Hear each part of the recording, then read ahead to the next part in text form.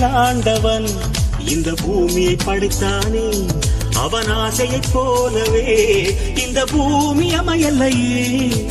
ஆண்டவன் ஆசையே இங்கு பொய்யாய் போய்விடில், மனிதனின் ஆசைகள் மெய்யாவது சாத்தியமா? நன்மை என்றும் தீமை என்றும் 4 பேர்கள் சொல்லுவது நம்முடைய பிழை இல்லையே.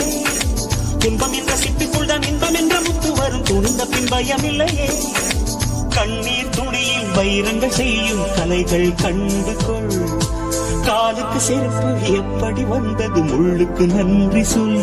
புயல் மையம் கொண்டால் மழை மண்ணில் உண்டு, எந்த தீமைக்குள்ளும் சிறு நன்மை உண்டு. ஓ